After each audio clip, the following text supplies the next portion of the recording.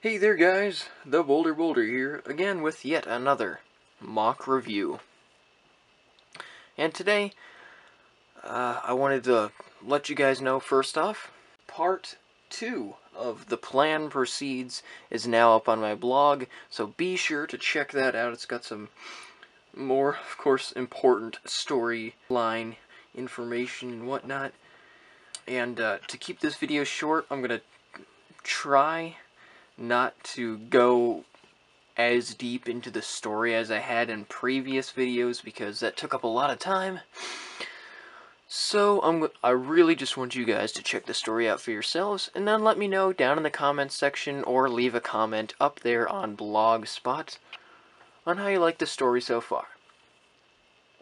So, but today I will make a bit of an exception because of the way he looks. It's a integral part of who he is. So I'll go a little bit into that. Just to let you guys know, there's going to be a little bit of spoilers if you haven't read any previous parts of this story, so be sure to check that out beforehand. So link down in the description for the previous part. Now, as usual, 360 view of the character. So as you can see, this guy's very different. And one thing I must say, and something you would know if you have seen the story, this guy is not evil. He was formerly a villain. So I'm going to try to go over this quickly so it doesn't go by so long. So the story is, why he looks like he does, is because he was an experiment from the villain labs, and in the project, their goal is to create a super soldier with an injection into a biomechanical being that could turn them, taller and stronger in every single way, heighten their senses and whatnot. But they were supposed to stay in this black and gunmetal gray color scheme, but as you can see, that did not turn out well. And needless to say, the villain leaders were not happy about it. But be sure to read the story about more of that. So, the way he got that, they injected into this arm a sedative to put him to sleep. And as he was asleep, they strapped him down to a table. So I'll just do a quick little reenactment, I suppose. I'll try to make it quick. He was lying there. He was asleep. Of course, he was all black and gunmetal gray. Just a normal villain biomechanical, which is different for the Hero Factor universe. So I was there. He was asleep. And so he fell asleep fairly quickly from that sedative. And then, after a while, he felt this prick in his arm. And then pain shot through his arm and coursed through a lot of his body. And you could feel it getting to his head. And it was too powerful for the sedative and had a chemical reaction, a bad reaction at that. And he woke up. And from that newfound strength, from the mutations that were happening to his body, he ripped out of the restraints, and the researcher who was standing right here, who was injecting him, got knocked over, and he hit him. The vial fell into the ground, it smashed to bits, he stepped on the smashed glass, and more mutagen got into his leg, and then he quickly ran out of the laboratory and escaped. Again, the villain leaders were not happy, but that's all the story I'm gonna do for right now, unless I can think of something else that's necessary. Go read that real quick, and well, after this video if you need to, but either way, I kind of like this MOC, you know. Very interesting. Color scheme wise, you already see that very clearly. Well, some parts not as clearly. The actual skeleton torso piece is gray. I tried to make most of the bones on this side gray to be different from this guide with black and gunmetal. So that looks actually pretty nice. Believe it or not, this guy's gone through multiple iterations. At the end of this video, I will do a little quick slideshow of some of his previous versions, and then show you this one.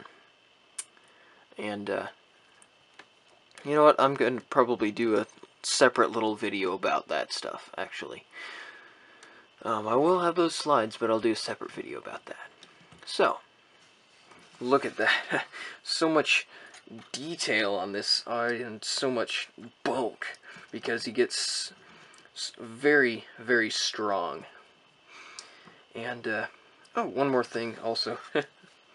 These little blue lights indicate machines that were set up on him to prevent the mutations from getting through his body further, and now he has complete control of it, and because of that, he became good. Though his eyes are still red, he is good, and has joined the Alliance. And more reasoning again in the story. So, I wanted to include more, well, bionicle elements, older Technic elements into this one, which worked out a lot. Let's look at the legs.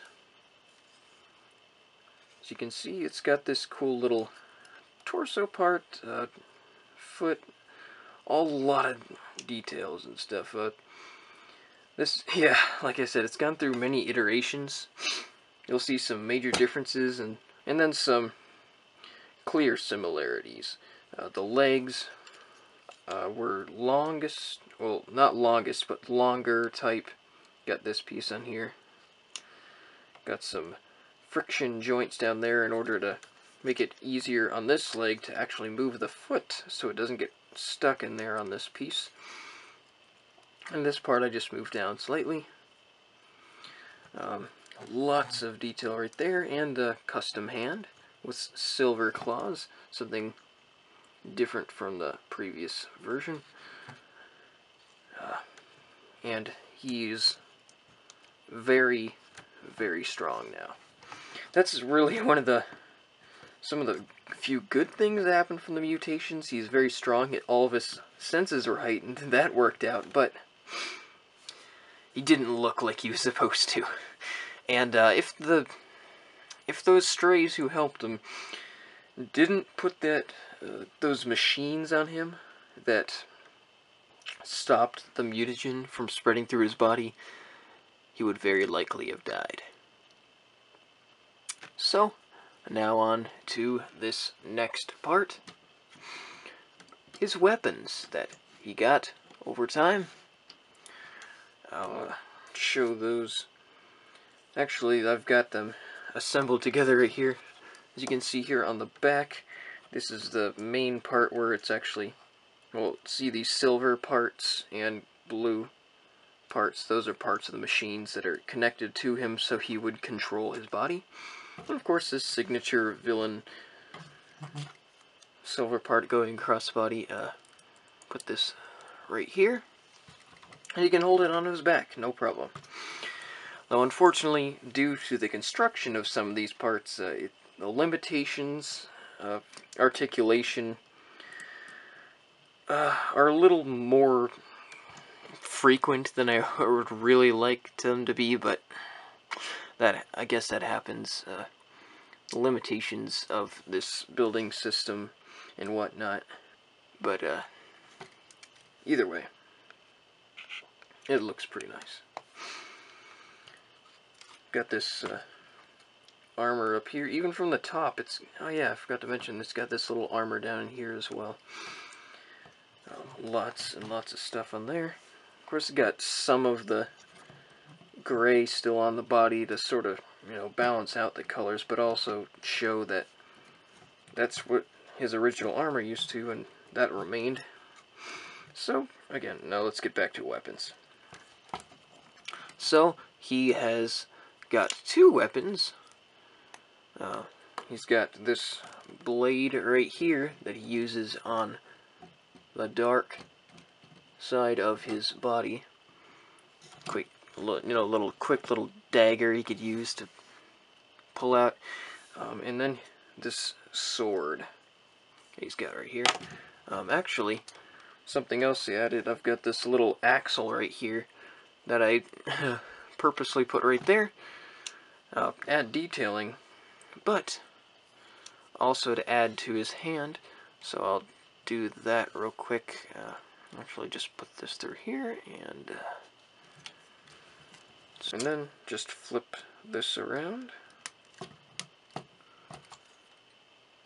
Alright, close the fingers up. Now, he's got his sword and his dagger.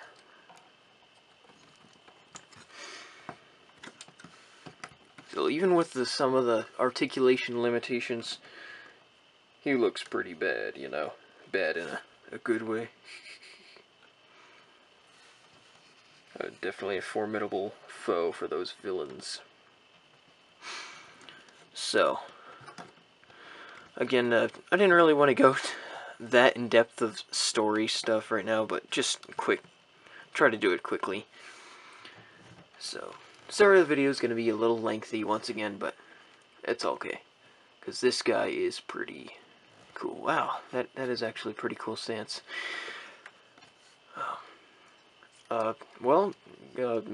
You can see more poses like that up on my Facebook page. I've got exclusive photos up on there. Check out the Blogspot page as usual. That's all I've really got for you guys. So if you guys have any questions about the story or have any opinions over this MOC, please let me know down in the comment section below. And thank you very, very much for watching, subscribing, and hitting that like button. And I will see you guys in my next video. Have a great day. Bye.